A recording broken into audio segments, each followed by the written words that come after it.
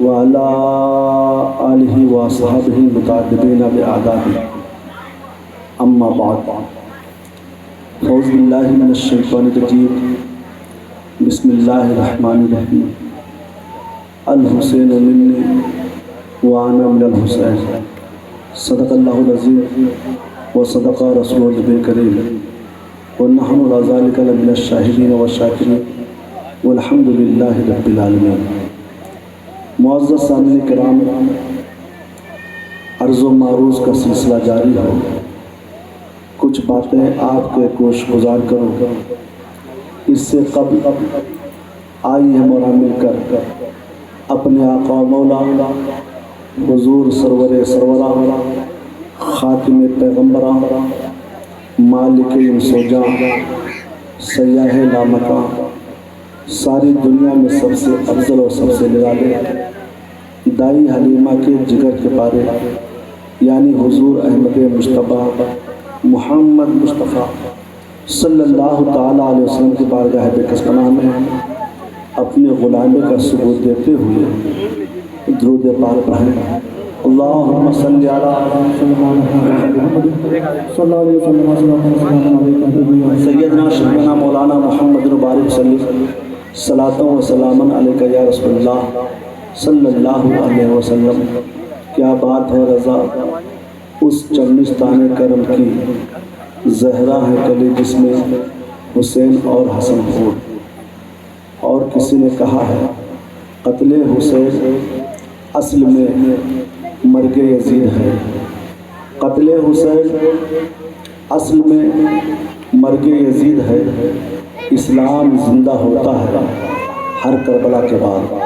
اور کسی نے کہا ہے نبی کے ذکر سے خوشبو میری زبان میں ہے، نبی کے ذکر سے خوشبو میری زبان میں ہے، زمانے بھر کا اجالا میرے مکان میں ہے۔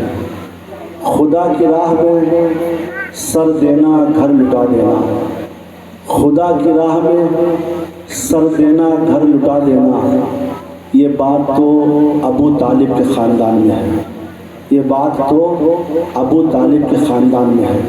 حضرات ذہن کو حاضر رکھیں گے، انشاءاللہ تعالی مجھ سے جو کچھ ہو سکے گا آپ کے سماعتوں کے حوالے واقعات کربلا رکھنے کی کوشش کروں گا۔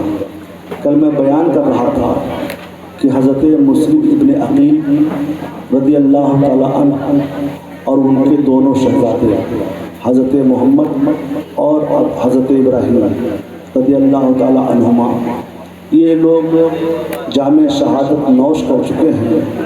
حضرت مسلم کا قاصد امام حسین کی بارگاہ میں حاضری دے چکا ہے۔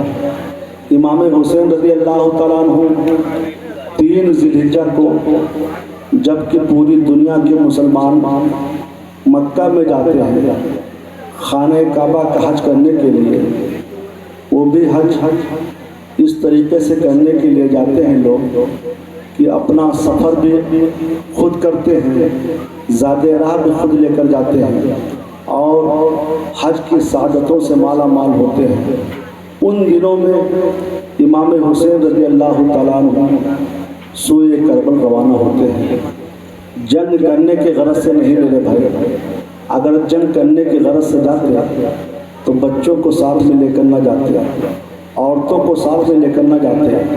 اگر جنگ کرنے کے غرض سے امام حسین جاتے تو چھوٹے چھوٹے بچوں اور بچیوں کو ساتھ میں لے کر نہ جاتے۔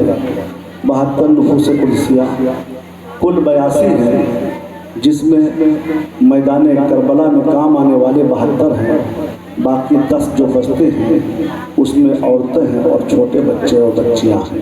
حضرات یہ نفوس قدسیہ کی مبارک جماعت لے کر کے آپ سوئے کربلا روانہ ہوتے ہیں۔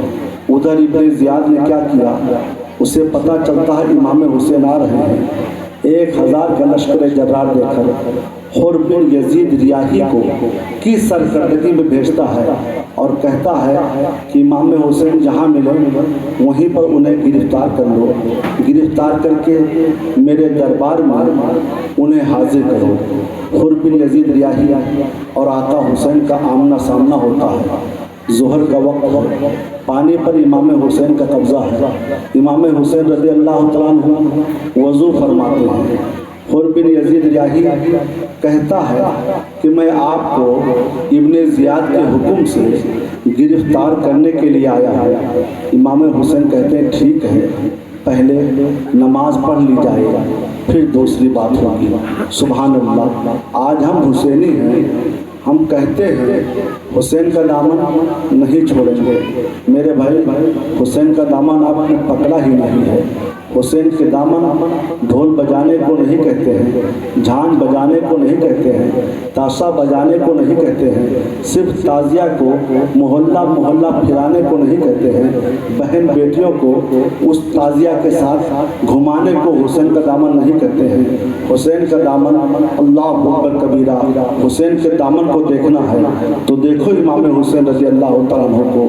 आपके बचपन से लेकर के जवानी तक, जवानी से लेकर बुढ़ापे तक इमाम हुसैन की तारीख पढ़ो, देखो कहीं उनकी कोई नमाज कज़ा हुई है कि नहीं हुई है। अल्लाह अकबर कबीरा। इमाम हुसैन के दम भरने वालों, इमाम हुसैन के चाहने वालों, इमाम हुसैन के मानने वालों, सोचो सोचो, इमाम हुसैन ने जो आखिरी सजदा किया है उस सजदे की लज्जत को आप देखो। इमाम हुसैन आखिरी सजदा करके हमें पैगाम दे रहे हैं, जिस हालत में हो, जैसे भी हालत में रहो, खुदा का शुक्र अदा करते रहो।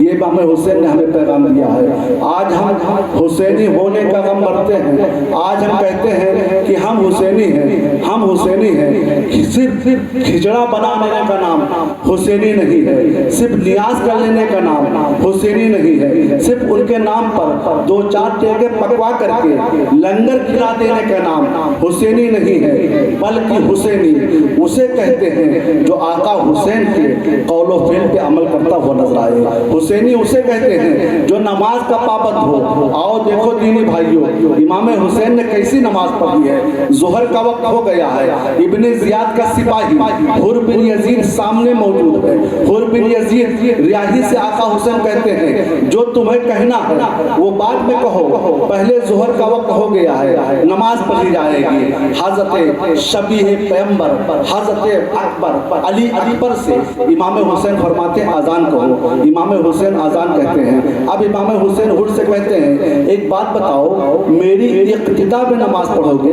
मेरे पीछे नमाज पढ़ोगे, या तुम अपनी जमात अलग करोगे? तुम अपनी जमात अलग करोगे या मेरे पीछे नमाज पढ़ोगे? हुर बिन यजीद रियाही ने कहा था आका हुसैन आप इमामुल अंबिया के नवासे हैं, आपके होते हुए मेरी ये जसारत कहाँ है कि तनहा अलग जमात कायम की जाए। आपकी इख्तिताम नमाज पढ़ेंगे, आपके पीछे नमाज पढ़ेंगे। हजरत अली अकबर ने अजान कह दी है, तकबीर होती है, इमाम हुसैन मुसल्ले इमाम पर जाते हैं, आपके साथी और हुर बिन यजीद रियाही के साथी सब इमाम हुसैन की इख्तिताम में नमाज पढ़ते हैं। जब नमाज से फारिग होते हैं तो जानते हो दोस्तों, अब हुर से इमाम हुसैन कहते हैं कहो कैसे आना हुआ?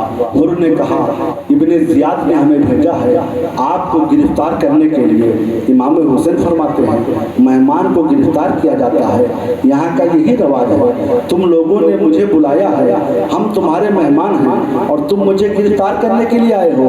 कहा नहीं, हमने नहीं बुलाया है। ठीक है, कूफियों ने खत नहीं लिखे हैं? नहीं, मुझे इसके बारे में मालूम नहीं है। इमाम हुसैन फरमाते हैं वो थैला लेकर आओ जो कूफियों के खतूत से भरे हुए हैं। थैला आता है, उसमें से उसे इमाम हुसैन हुर बिन यजीद रियाही के सामने ढेर कर देते हैं। वो देखता है हुर बिन यजीद रियाही की फौज में जो आदमी हैं वो लोग भी उसमें मौजूद हैं, जिन लोगों ने खतूत लिखे थे, जिन लोगों ने दरखास्तें दी थी, जिन लोगों ने दस्तखत किए थे वो भी मौजूद हैं। हुर बिन यजीद रियाही खतूत को पढ़ता है और पढ़ने के बाद में कहता है हाँ इन लोगों ने ऐसा किया है, मुझे इसके बारे में खबर नहीं है, मैंने खत नहीं लिखा है। इमाम हुसैन फरमाते हैं अब भी मुझे गिरफ्तार करोगे? उसने कहा इब्ने ज़ियाद का हुक्म है, गिरफ्तार तो करना ही पड़ेगा। इमाम हुसैन फरमाते हैं एक जुमला फरमाते हैं, जुमला ये है ए हुर तुझ पर तेरी मर, ए हुर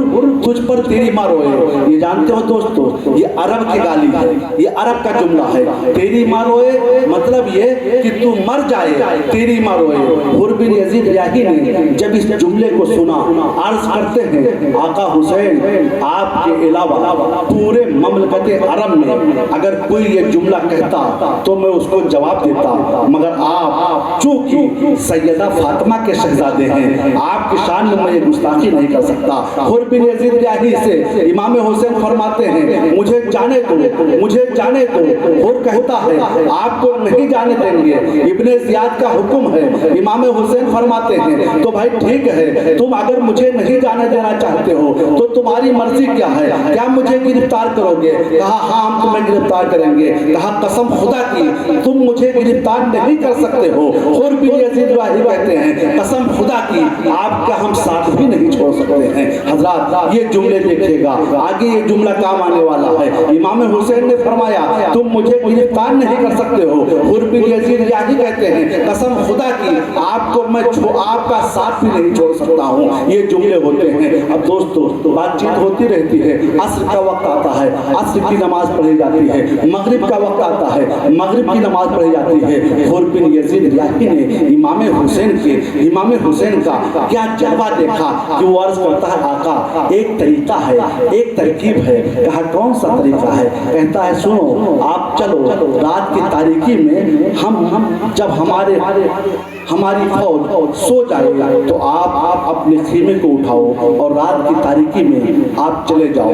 آپ تو چلے جائیے, ہم سے اگر ابن زیاد پوچھے گا تو ہم اس سے کہہ دیں گے بھائی مجھے معلوم نہیں ہے, ہم لوگ تھکے ماندے تھے, سو گئے تھے, وہ کدھر چلے گئے. آپ چاہیں تو مدینہ چلے جائیں, آپ چاہیں تو مکہ چلے جائیں. امام حسین کو حر بن یزید ریاحی کے جملوں میں خلوص ملتا ہے. آپ فرماتے ہیں ٹھیک ہے چلو.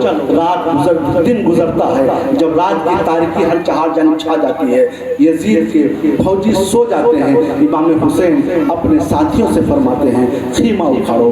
خیمہ اکھاڑ لیا جاتا ہے. امام حسین رات کی تاریکی میں سفر کرتے ہیں. سفر کرتے کرتے مقام کرب و بلا پہنچ جاتے ہیں. جب کربلا کی سرزمین پر امام حسین پہنچتے ہیں فرماتے ہیں اس جگہ کا نام کیا ہے؟ لوگوں نے بتایا یہ کربلا ہے. امام حسین فرماتے ہیں یہی پر سواری روک دو, یہی پر خیمہ لگا دو. امام حسین کو رسول اللہ صلی اللہ علیہ وسلم نے پہلے ہی کربلا کا نقشہ دکھا دیا تھا خواب میں. امام حسین فرماتے ہیں یہی پر سواری روک دو, سواری روک دی جاتی ہے. یہیں پر خیمے لگا دو, خیمہ لگا دیا جاتا ہے. وہیں پر جو ہے نہر فرات بھی بہ رہا ہے, خیمہ لگا دیا گیا. نہر فرات سے پانی حاصل کیا جاتا ہے. حضرات وضو کیا جاتا ہے, نماز پڑھی جاتی ہے. محرم کی 2 تاریخ ہوتی ہے, محرم کی 2 تاریخ ہے, 61 ہجری لگ چکی ہے. امام حسین رضی اللہ تعالیٰ عنہ کا خیمہ لگ جاتا ہے. امام حسین سو نہیں رہے ہیں بلکہ تلوار کے سایہ لے کر کے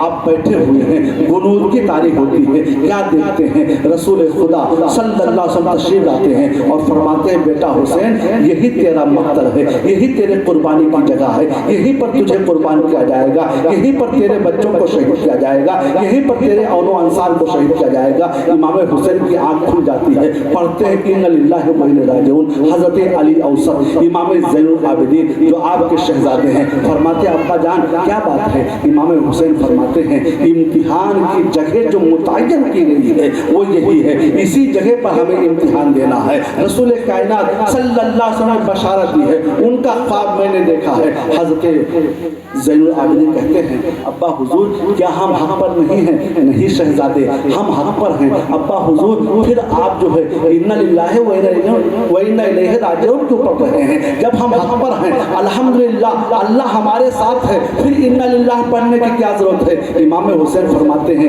اس لیے پڑھ رہا ہوں تاکہ خدائے تعالیٰ کی رضا پر تو ہم راضی ہیں, وہ ہمیں صبر نصیب فرمائے. سبحان اللہ سبحان اللہ. حضرات خیمہ لگ جاتا ہے. 2 محرم الحرام ہے. ایک آدمی جس کا نام عمر بن سعد है वो मुकाम रेकी, वो जो है ईरान को 4000 का लश्कर जर्रा लेकर के फतह करने के लिए किसी कबीले को जा रहा था। इब्ने ज़ियाद कहता है ए अमर बिन साद, ऐसा करो तुम मुकाम रेको तुम्हें बाद में दी जाएगी, अपनी फौज काफिरों पर लेकर के बाद में जाना, पहले करबला के मैदान में जाओ, इमाम हुसैन का काम तमाम करो। अमर साद कहता है ये काम मुझसे नहीं होगा। तो कहा ठीक है, जो परवाना तुम्हें दिया गया है, जो तुम्हें कागज दिया गया है जिसमें मुकाम रेकी हुकूमत तुम्हारे हवाले की गई है, उस कागज को मुझे वापस कर दो, हम किसी और को भेज देंगे। हजरात ये इब्ने साद ये जो है दौलत का पुजारी था, इसने सोचा हुकूमत मिलेगी, ठीक है चलो 4000 का लश्कर जर्रार लेकर के ये करबला के मैदान में पहुंच जाता है। 2 मुहर्रम को 4000 का लश्कर ये पहुंचता है। उधर से हुर बिन यजीद जाही 1000 का लश्कर लेकर आते हैं, 5000 का लश्कर हो गया है। करबला के मैदान में मुहर्रम की 2 तारीख है, खीमा लगा दिए गए हैं, इधर यजीदी खीमे लगे हुए हैं, इधर हुसैनी खीमे लगे हुए हैं, इधर यजीदी अपनी नमाज पढ़ रहे हैं, उधर हुसैनी अपनी नमाज पढ़ रहे हैं। हजरात एक रात इमाम हुसैन रज़ी अल्लाह तआला अन्हु अमर बिन साद के पास पैगाम भेजते हैं, ए अमर बिन साद हम तुझसे मुलाकात करना चाहते हैं। अमर बिन साद 20 सवारों को लेता है, इमाम हुसैन 20 सवारों को लेते हैं, एक जगह यानी मैदान में दोनों की मुलाकात होती है। अमर बिन साद से इमाम हुसैन फरमाते हैं ए अमर बिन साद तू बता, हम जंग करने थोड़ी आए हैं, कत्लो क़िताल करने थोड़ी आए हैं, हम तो नेक रास्ते पर हैं, तेरे सामने हम 3 बातें रखते हैं, इन 3 बातों में से एक बात तुझे माननी होगी। कहा कौन सी बात आप रखते हैं? हजरत इमाम हुसैन रज़ी अल्लाह तआला अन्हु उससे कहते हैं देख भाई हम जहाँ से आए हैं हमें वही जाने दिया जाए। कहा ठीक है,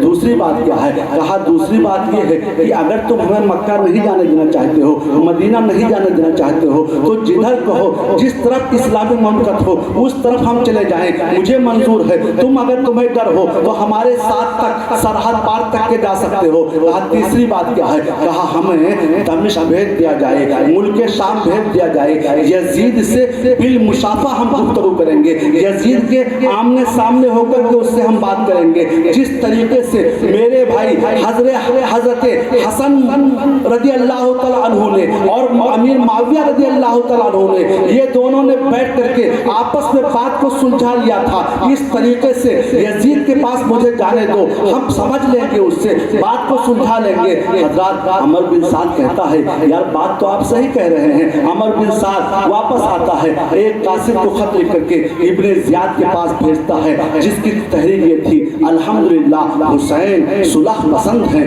उन्होंने बड़ी अच्छी 3 बातें हमारे सामने रखी है, इन 3 बातों में से एक बात मान लेनी चाहिए। इमाम हुसैन फरमाते हैं मुझे मदीना या मक्का जाने दिया जाए। दूसरी शर्त ये रखते हैं कि अगर मक्का मदीना से तुम्हें जो है दिक्कत हो रही हो तो जिस तरफ चाहो इस्लामी मामलकत जहाँ पर हो वहाँ हमें जाने दिया जाए। तीसरी बात उन्होंने ये रखी है कि मुझे यजीद के पास भेजा जाए, यजीद से बिल मुशाफा आमने सामने हम गुफ्तगू कर लेंगे, जो मामला होगा जो मसला होगा वो हम तय कर लेंगे। इब्ने ज़ियाद ने जब खत को पढ़ा तो कहा ये हमारे उस कमांडर की तहरीर है जो फलाह चाहता है, भलाई चाहता है, इसकी तहरीर बड़ी अच्छी है, ठीक है हम सोचेंगे। हजरात उसी के दरबार में एक चितकबरा कुत्ता बैठा हुआ था जिसका नाम शिमर जिल जौशन था। ये शिमर जिल जौशन वही चितकबरा कुत्ता है जिसके बारे में रसूल खुदा सल्लल्लाहु अलैहि वसल्लम ने बहुत पहले फरमा दिया था कि हमारे बच्चे हुसैन के कातिलों में शिमर जिल जौशन भी होगा। तो रसूल कायनात ने पहले ही फरमा दिया था कि हुसैन के कातिलों में जो हुसैन के सर को तन से जुदा करेगा वो चितकबरा होगा। ये रसूल कायनात ने पहले ही बता दिया था। शिमर जिल जौशन कहता है ए अमीर ऐसा कैसे हो सकता है, जब हुसैन यहाँ तक आ गए हैं तो उन्हें पहले आपकी इताअत करनी चाहिए, पहले आपको वो जो है आपको अमीर माने, उसके बाद में उन्हें जाने दिया जाए। अल्लाह अकबर कबीरा। जब इस तरीके से शिमर जिल जौशन कहता है तो इब्ने ज़ियाद का जहन बदल जाता है। वो कहता है ठीक है, एक खत को लिखा और शिमर जिल जौशन के हवाले किया और कहा सुनो जाओ ये खत अमर साद को दे देना, अगर इस खत पे वो अमल करता है तो फाबिहा, वरना जो है उसको तुम कत्ल कर देना और उसकी जगह पर लश्कर के कमांडरी की बागडोर तुम संभाल लेना। खत का मजमून ये था ए अमर बिन साद मैंने तुझे इमाम हुसैन का किला उमा करने के लिए भेजा है, उन्हें कत्ल करने के लिए भेजा है, सुलह करने के लिए नहीं भेजा है। अगर तुमसे ये हो सकता है तो करो, वरना लश्कर की बागडोर शिमरजिल जौशन के हवाले करो। खत लेकर के गया शिमरजिल जौशन, अमर बिन साद को देता है। अमर बिन साद तहरीर को पढ़ता है, फिर शिमरजिल जौशन को कहता है, आज तूने ये क्या किया, ये तूने क्या किया। शिमरजिल जौशन कहता है, ये बात छोड़ो, ये बताओ तुम इमाम हुसैन पर हमला करते हो या जो है लश्कर मुझे देते हो। अमर बिन साद कहता है, हम हमला करेंगे। अल्लाहु अकबर कबीरा। ये अमर बिन साद ये वही है जो हजरत साद इब्ने अबी वक़ास रज़ी अल्लाह तआला अन्हु का लड़का है, सहाबी रसूल का लड़का है। बाप कितना बड़ा जन्नती है, बेटा कितना बड़ा जहन्नम वाला काम कर रहा है। अल्लाहु अकबर कबीरा। उसने कहा ठीक है, मगर ये हुसैनी है, अली के खानदान वाले हैं, इमाम हुसैन हैं, उनके घर वाले हैं, इनसे मुकाबला नहीं किया जा सकता है। हज़रात 72 नफूस कुदसियाँ हैं, 5000 का लश्कर जर्रार है, और फौज को मंगाई जाए, फिर हमला किया जाएगा, और फौज को मंगाई जाए, और फौज को मंगाया जाता है। कमक पर कमक आती रही, फौज पर फौज आते रहे, यहाँ तक कि मुहर्रम की 7 तारीख हो जाती है। मुहर्रम की 7 तारीख हो जाती है, यजीदियों के पास 22,000 का लश्कर जर्रार जमा हो जाता है। अब 22,000 का लश्कर है, मुहर्रम की 7 तारीख है, इधर 22,000, इधर 72, एक के मुकाबले में 300 हैं। मगर कितने बुज़दिल है ये कूफी, कितने बुज़दिल है ये शामी। 22,000 का लश्कर जर्रार है, फिर भी डर रहे हैं कि इमाम हुसैन से मुकाबला नहीं किया जा सकता है, इमाम हुसैन के चाहने वालों से मुकाबला नहीं किया जा सकता है। अगर इनसे मुकाबला करना है तो पानी को बंद किया जाए। अल्लाहु अकबर कबीरा। पानी बंद कर दिया जाता है 7 मुहर्रम पर। किस पर पानी बंद किया जाता है? जिसके नाना कौसर के मालिक हैं। किस पर पानी बंद किया जाता है? जिसके दादा ने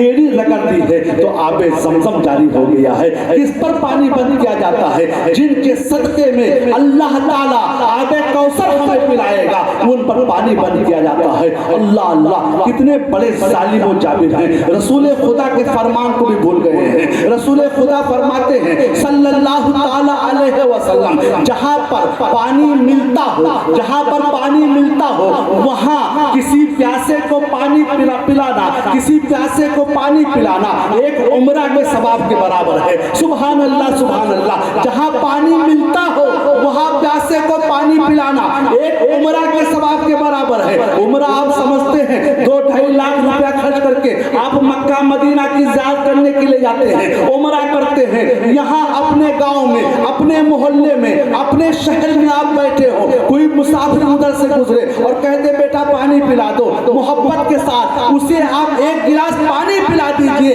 एक उम्रा का सवाब तुम्हें मिल जाएगा। सुभान अल्लाह, सुभान अल्लाह। रसूल खुदा फरमाते हैं पानी जहाँ मिलता हो वहाँ प्यासों को पानी पिलाना उम्रा के सवाब के बराबर है। और जहाँ पानी मुश्किल से मिलता हो, जहाँ पानी दिक्कत से मिलता हो, वहाँ किसी पानी प्यासे को पानी पिला देना एक हज्जे मबरूर का सवाब है। हज्जे मबरूर समझते हो? हज्जे मबरूर उस हज को कहते हैं कि जिसे परवरदिगार आलम ने कबूल फरमा लिया हो, हज्जे मकबूल का सवाब है। सुभान अल्लाह, सुभान अल्लाह। रसूलुल्लाह फरमाते हैं सल्लल्लाहु अलैहि वसल्लम 3 चीजें हैं जिसको मना ना करनी चाहिए। दुश्मन भी मांगे तो उसे दे देना चाहिए, काफिर भी मांगे तो उसे दे देना चाहिए। 3 चीजें मना ना करनी चाहिए। सहाबा ने अर्ज किया था या रसूलल्लाह वो कौन सी चीजें हैं? सरकार फरमाते हैं नमक है। नमक अगर दुश्मन मांग रहा है तो उसे दे दो, नमक अगर दोस्त मांग रहा है तो उसे दे दो, नमक अगर पड़ोसी मांग रहा है तो उसे दे दो,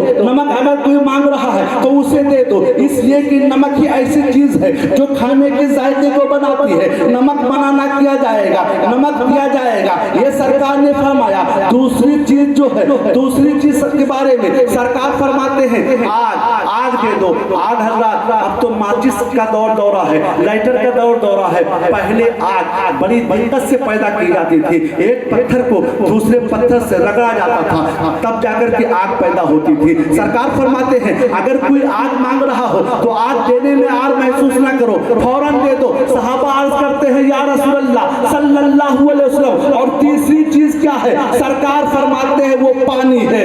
पानी है, पानी। पानी अगर कोई दुश्मन भी मांग रहा हो तो उसे प्यासा न रखा जाए, पानी दिया जाए। अल्लाहु अकबर कबीरा। ये तो नबी का फरमान है। ये यजीदी नबी का कलमा पढ़ने वाले हैं, मगर कितने बड़े जालिम व जाबिर हैं, कितने बड़े बदतमीज हैं, कितने बड़े खबीस व मलऊन हैं कि आका حسین اور ان کے رفیقوں پر پانی بند کر رہے ہیں۔ اللہ اکبر کبیرہ۔ 7 محرم الحرام کو پانی بند کر دیا گیا ہے۔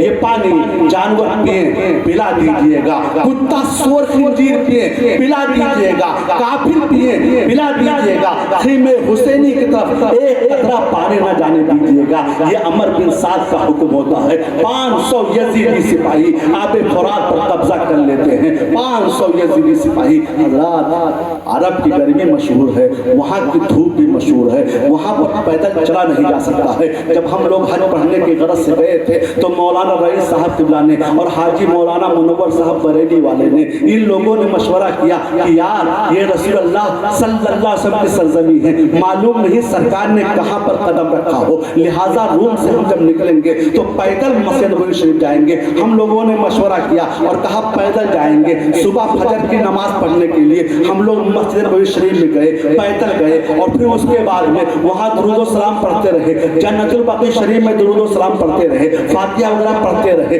جب 10 بج گئے تو ہم لوگ وہاں سے اپنے روم کی طرف چلے۔ یقین مانیے دوستو، 10 بجے قدم رکھنا دشوار ہو رہا تھا، اتنی تپش آ گئی تھی، اتنی گرمی پھیل رہی تھی کہ 10 بجے ہم لوگ جو ہے وہاں کی سرزمین پر ننگے پیر نہیں چل پا رہے تھے۔ وہاں کے شیخوں نے دیکھا، وہاں کے رئیسوں نے دیکھا، ان لوگوں نے ہمیں سمجھایا کہ محبت اپنی جگہ ہے مگر جان بچانا اپنی جگہ ہے۔ ان لوگوں نے بتایا تھا کہ چپل پہنو۔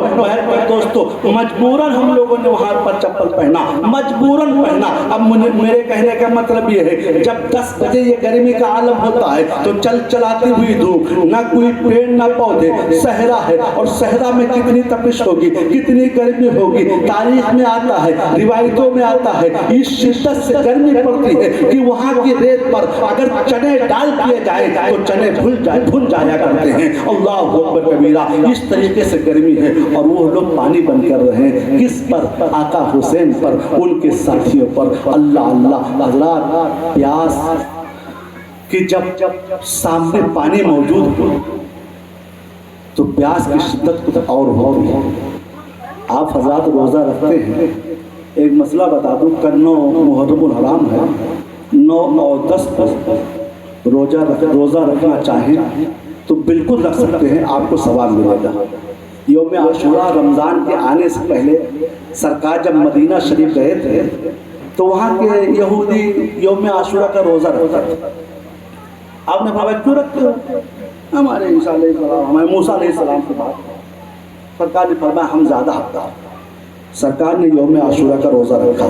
یوم عاشورہ 10 محرم، یہ 10 محرم واقعہ کربلا کے بعد تو مکرم ہوا ہی ہے، اس سے پہلے بھی بڑا مکرم تھا یہ 10 محرم۔ یوم عاشورہ اس سے پہلے بھی بڑا معظم تھا یہ 10 محرم۔ تو روزہ رکھنا جب رمضان نازل ہو گیا تو سرکار نے فرمایا اب عاشورہ میں جو چاہے رکھے روزہ، جو چاہے نہ رکھے بھائی۔ اب جیسے ہماری مثال لے لیں، ہم پہلے رکھتے تھے، اب کچھ دقتوں کے سبب عاشورہ کا روزہ کبھی جب گھر پہ ہوتے ہیں تو رکھ بھی لیتے ہیں، ورنہ بہت مشکل ہو جاتا ہمارے لیے۔ لیکن عاشورہ کا روزہ جو رکھنا چاہے میری بہنیں، یہ تو روزہ رکھنے میں بہت آگے ہوتی ہے، روزہ رکھنے میں یہ بہت آگے ہوتے ہیں ماں بہنیں۔ یقین مانیے دوست، نماز پڑھے نہ پڑھے، اور ماشاءاللہ یہاں کی بہنیں بہت اچھی ہیں، اللہ ان کو سلامت رکھے۔ ہم کئی دنوں سے بول رہے ہیں اور الحمدللہ ثم الحمدللہ 25-26 سال ہو گئے ہم کو تقریر کرتے ہوئے۔ جہاں بھی پروگرام کرنے گئے تو وہاں ہم نے عورتوں کو آپس میں بات چیت کرتے ہوئے پایا، لیکن یہ ہماری ماں بہن بیٹیاں بڑی اچھی آتی ہیں، سکون سے بیٹھتے ہیں، تبرک ملتا ہے، چلی جاتی ہے۔ ان کے آنے کو پروردگار قبول فرمائے، آمین کہہ دو بھیا۔ تمہارے گھر کی بہن بیٹیاں ہیں، بڑا اچھا جذبہ ہے، انہیں اللہ تعالیٰ صدقہ حضرت زینب عطا فرمائے۔ ذہن کو حاضر رکھو میرے بھائی، عاشورہ کے دن روزہ رکھا جائے گا۔ آگے سنیے جو میں کہنا چاہتا ہوں، محرم شریف کی 7 محرم کو پانی بند کر دیا گیا ہے۔ اللہ اللہ، اس طریقے سے پانی بند کیا گیا ہے کہ چھوٹے چھوٹے بچے ہیں، ان بچوں کو بھی پانی نہیں مل رہا ہے، بچیاں ہیں انہیں بھی پانی نہیں مل رہا ہے، وضو کرنے کے لیے پانی نہیں مل رہا ہے، پینے کے لیے بھی پانی نہیں مل رہا ہے، انتظار کیا جا رہا ہے۔ 8 محرم آ گیا ہے، پانی نہیں مل رہا ہے، ادھر 22,000 کا لشکر جرار ہے۔ 9 محرم آ گیا ہے، عصر کی نماز کے بعد طبل جنگ بجتا ہے۔ ابن سعد امام حسین رضی اللہ تعالیٰ عنہ پر چڑھائی کرتا ہے، یعنی فوج کشی کرنا چاہتا ہے۔ 9 محرم کو عصر کے بعد جب طبل جنگ بجتا ہے، یزیدی خیمہ حسینی کی طرف چلتے ہیں۔ حضرت امام حسین، حضرت عباس علمدار، یہ عباس وہ غازی ہیں جنہوں نے امام حسین کو کبھی بھائی نہیں کہا ہے، بھائی کبھی نہیں کہا ہے، بلکہ ہمیشہ آقا ہی کہا ہے، آقا ہی کہا ہے۔ اس کی وجہ بھی ہے،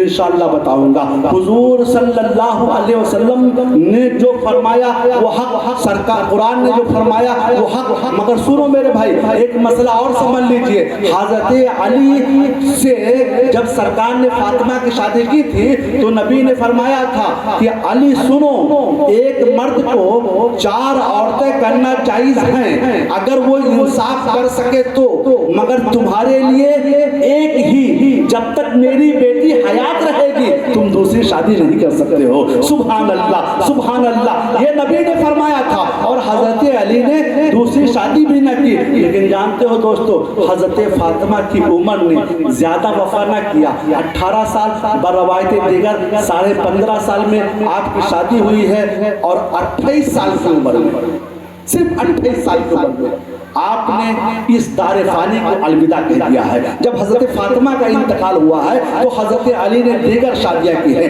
جیسے ام البنین سے شادی کی ہے۔ ام البنین یہ کون ہیں؟ حضرت عباس علمدار کی ماں ہیں، ذہن کو حاضر رکھیے گا دوستو۔ حضرت عباس علمدار سے فرمایا آقا حسین نے، عباس دیکھو یہ یزیدی کیا چاہتے ہیں۔ حضرت عباس اپنے گھوڑے کو آگے بڑھاتے ہیں، علم لیے ہوئے ہیں اسلام کا، امام حسین کا علم حضرت عباس نے لے رکھا ہے، اسی لیے انہیں عباس علمدار کہا جاتا ہے۔ ہم لوگ ایک پنجہ لگا لیتے ہیں اور کہتے ہیں یہ علم ہے، یہ علم ہے، یہ علم ہے۔ میرے بھائی پنجہ لگانے کو علم نہیں کہتے ہیں، بلکہ علم اسلامی پرچم کو کہتے ہیں۔ جیسے تمہارے ہندوستان کا ایک جھنڈا ہوتا ہے ترنگا، اسی طریقے سے اسلامی پرچم کے جھنڈے کو علم کہا جاتا ہے۔ حضرت عباس وہ علم کو لے کر کے چلتے تھے، علم حسینی حضرت عباس کے پاس تھا، اسی لیے انہیں عباس علمدار کہا جاتا ہے۔ علم کو لے کر کے پہنچتے ہیں یزیدیوں کی فوج کی طرف۔ ابن سعد سے کہتے ہیں کیا ارادے ہیں؟ اس نے کہا ابن زیاد کا حکم ہے کہ امام حسین کو ختم کیا جائے، جلدی سے انہیں لوٹا جائے۔ اب جو ہے حضرت عباس علمدار کہتے ہیں ٹھیک ہے، آقا حسین سے سمجھ لو۔ پہنچے امام حسین کی بارگاہ میں، یزیدی اس طریقے سے کہہ رہے ہیں، امام حسین فرماتے ہیں آج جمعرات ہے، ان سے کہو کہ کل وہ حملہ کریں، آج کی رات اپنے رب کی عبادت دل کھول کر کے کر لے، اللہ اکبر کبیرہ۔ امام حسین کے فرشتادہ حضرت عباس علمدار جاتے ہیں، ابن سعد سے کہتے ہیں، ابن سعد کہتا ہے ٹھیک ہے یار، اب وقت ہی کہاں زیادہ بچا ہے، چلو ٹھیک ہے کل حملہ کیا جائے گا۔ ادھر حضرت امام حسین رضی اللہ تعالیٰ عنہ مغرب کی نماز کے بعد جب تاریکی ہر طرف چھا جاتی ہے، اپنے ساتھیوں کو بٹھاتے ہیں، اور بٹھانے کے بعد میں کہتے ہیں اے میرے جانثاروں، اے میرے رفیقوں، اے میرے رشتہ داروں، اے میرے بھائیوں، میری بات غور سے سنو، یزید سے دشمنی ہے تو میری دشمنی ہے۔ یزید اگر کسی کو قتل کرنا چاہتا ہے تو وہ مجھے قتل کرنا چاہتا ہے، یزید اگر کسی کو تباہ و برباد کرنا چاہتا ہے تو مجھے تباہ و برباد کرنا چاہتا ہے۔ ایسا ہے تم لوگوں نے میرا بڑا ساتھ دیا ہے، ہمارے ساتھ ہی رہے ہو، اب رات کی تاریکی چھا رہی ہے، تم لوگوں کو میں اجازت دیتا ہوں، خوشی خوشی اجازت دیتا ہوں کہ جس کا جی چاہے جو چاہے یہاں سے چلا جائے، کسی سے کوئی تعارض نہ کیا جائے گا، اور میدان محشر میں رسول اللہ صلی اللہ علیہ وسلم سے کہہ کر کے تمہاری سفارش بھی کرا دوں گا، تم جا سکتے ہو، آزاد ہو، میری طرف سے کوئی مواخذہ نہیں ہے، میرے طرف سے جو ہے کوئی رنج و غم نہیں ہے، بالکل سب کے سب جا سکتے ہو۔ شہزادہ علی اکبر سے کہتے ہیں علی اکبر ان لوگوں کو حیا آتی ہوگی، شرم آتی ہوگی، ایسا کرو خیمے کے چراغ کو گل کر دو، اندھیرا کر دو، اندھیرے میں یہ لوگ میری صورت کو نہ دیکھیں گے، چلے جائیں گے۔ تمام دیر کے بعد جب روشنی جلائی جاتی ہے، اجالا کیا جاتا ہے، تو سب کے سر جھکے ہوئے ہیں۔ حضرت عباس علمدار کی آنکھوں سے آنسو ٹپک رہے ہیں، ان کی داڑھی تر ہو گئی ہے، جتنے رفقا تھے جہاں تھے وہی بیٹھے رو رہے ہیں۔ میرے حسین فرماتے ہیں اے تم لوگ گئے نہیں، ان لوگوں نے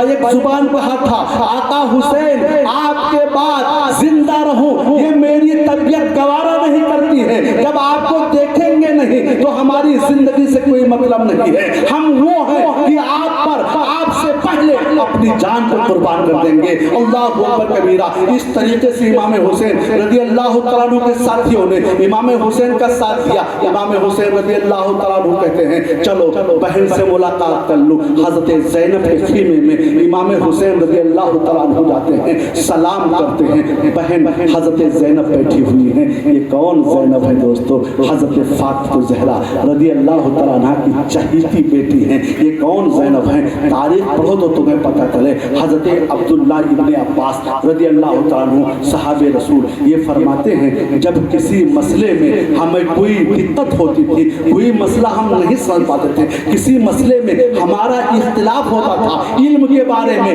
تو حضرت زینب کی بارگاہ میں ہم لوگ رجوع کرتے تھے, وہ مسئلہ بتا دیا کرتی تھی. سبحان اللہ سبحان اللہ. حضرت عبداللہ ابن عباس فرماتے ہیں کہ حضرت علی کے بعد عورتوں میں, حضرت فاطمہ کے انتقال کے بعد عورتوں میں حضرت زینب کے سوا کوئی عورت ایسی نہیں تھی جو سب سے زیادہ علم رکھتی ہو. اللہ اکبر کبیرہ. یہ زینب ہیں. زینب کی بارگاہ میں امام حسین حاضر ہوتے ہیں, سلام کیا. بہن نے کھڑے ہو کر کے استقبال کیا. امام حسین آگے بڑھتے ہیں, حضرت زینب کی کلائی کو چوم لیتے ہیں, ہاتھوں کو چوم لیتے ہیں. حضرت زینب امام حسین کی پیشانی کو چومتی ہیں, امام حسین کی گردن کو چومتی ہیں. نہ امام حسین کی بولتے ہیں نہ حضرت زینب کی بولتی ہیں. دونوں ایک دوسرے پر نگاہیں مرکوز کیے ہوئے ہیں, دل کے تار دل سے جڑے ہوئے ہیں. دونوں بول نہیں رہے ہیں, زبان خاموش ہے مگر بات ہو رہی ہے. پھر آخر سکوت کو چھوڑا کھولا امام حسین رضی اللہ تعالیٰ نے. امام حسین فرماتے ہیں بہن زینب ایک بات بتا, تو نے کبھی میری جو ہے گردن کو نہیں چوما ہے, آج میری گردن کو کیوں چوم رہی ہے؟ اس کی وجہ بتا دے. حضرت زینب کی آنکھوں میں آنسو بھرے ہوئے ہیں, وہ جو ہے پیمانہ چھلک اٹھتا ہے, آپ رو پڑتی ہیں. بھیا آپ کو معلوم ہونا چاہیے میں بہت چھوٹی سی تھی, امی کی گود میں کھیلتی تھی. ایک مرتبہ امی جان نے مجھ سے کہا تھا اے زینب سن, ایک موقع آئے گا تیرا حسین کربلا کے میدان میں ہوگا, وہ ذبح کیا جائے گا, اس پر بڑی بڑی مصیبتیں آئیں گی, مصیبتوں کے پہاڑ اس پر ٹوٹ جائیں گی. اس وقت تو اپنے بھائی کا ساتھ دینا.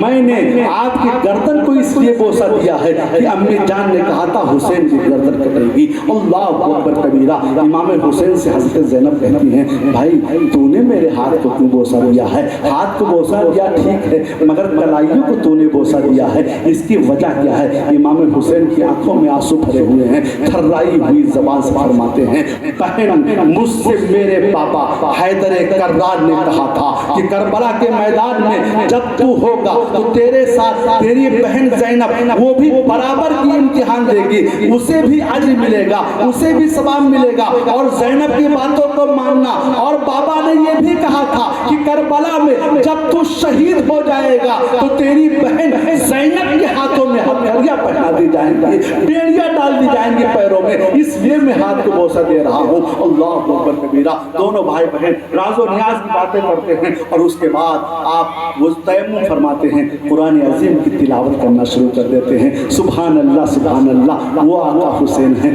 جنہوں نے آخری وقت میں بھی قرآن کے دامن کو ہاتھ سے نہ چھوڑا ہے. ایک ہم ہیں کہ پہلی بار قرآن پڑھنے کی توفیق نہیں ہوتی ہے. اگر جمعہ کے دن ہم نے نہا لیا تو مسجد میں جاتے ہیں نماز پڑھنے کے لیے تو سوچتے ہیں کب امام صاحب نماز ختم کریں. امام صاحب فرض سے سلام پھیرتے ہیں, ہم سنت بھی نہیں پڑھتے ہیں, مسجد سے باہر ہو جاتے ہیں, قرآن کی تلاوت ہم نہیں کرتے ہیں. جبکہ رسول خدا فرماتے ہیں صلی اللہ علیہ وسلم جس نے قرآن کے ایک لفظ کو پڑھا, ایک لفظ کو, الف ایک لفظ ہو گیا, لام دوسرا لفظ ہوگا, میم تیسرا لفظ ہوگا.